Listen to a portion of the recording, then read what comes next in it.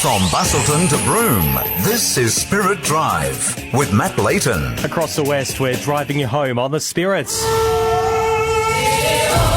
I seriously thought I was going to speak to this bloke later in the series, but here we are on a Wednesday afternoon.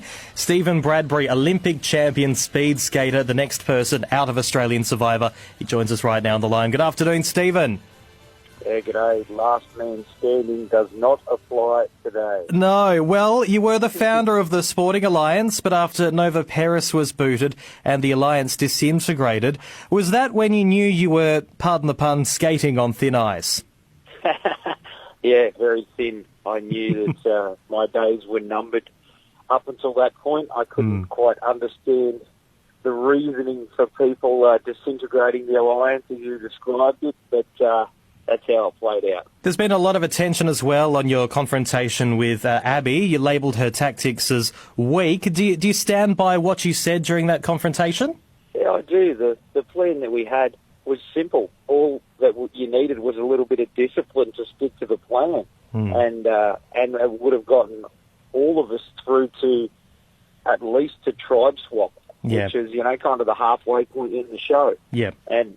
Yeah, I couldn't quite understand where the reasoning came in doing it for the good of the tribe, which is what she described. And, she was with some gold medal Olympians and some champion football players that kind of seemed more trustworthy than a supermodel, a businesswoman, a Survivor player who's done it before, and an actress.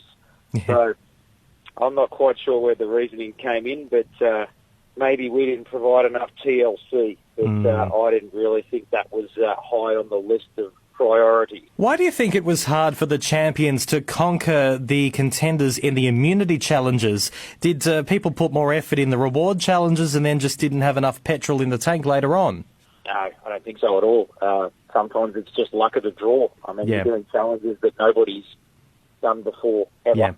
It's the first time you've done it. Generally, you don't perform your best at anything the first time you do it.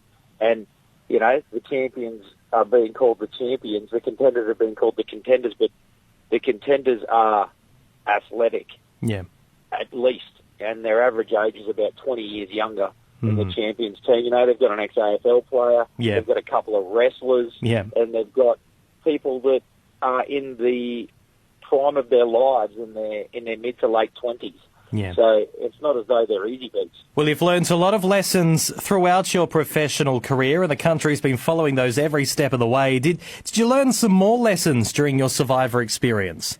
Yeah, I think I did. I had time to do a bit of soul searching and focus on the things back home that maybe I take a little bit for granted sometimes, like my wife and my kids. So that was a good lesson to bring home with me.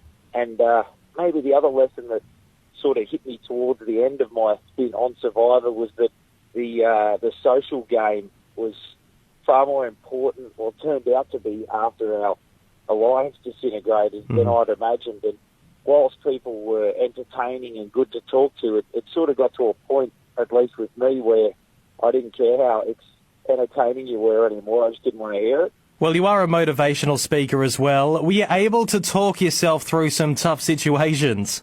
Yeah, maybe not as well as I had hoped there. There's a little bit more rehearsal and planning that goes into what I do on stage. Having spoken at over 1,300 conferences in 21 countries these days, I'm a bit of an expert in that space, but the Survivor space was very new with the strategy there and second-guessing a lot of things that people say as to whether they're telling the truth or not. And, that side of the game was trickier than I thought it would be. Will you add elements of Survivor into your future speaking gigs on top of your Olympic glory? Yeah, we'll have to spend a little time figuring that one out, but not as yet. Okay. Just finally, Stephen, who do you think will go all the way and hold the sole Survivor title? Oh, that's a difficult one to answer, but usually the more athletic or more outspoken people get the boot because they're seen as a threat. So it might be somebody who's sort of flying under the radar a little bit but doesn't have a strong physical presence. So, yeah, maybe have to think about which of the people on the show fit that category. Yeah, well, it's certainly a fascinating series that we are watching at the moment. Australian Survivor returns Sunday night, 7:30 on the 10 and Win networks. Stephen Bradbury, we still think you're a national treasure and a bloody legend. Thanks for joining us. Yeah, thanks, guys, and I'm enjoying my pillow again now too. Back soon here on Spirit Drive.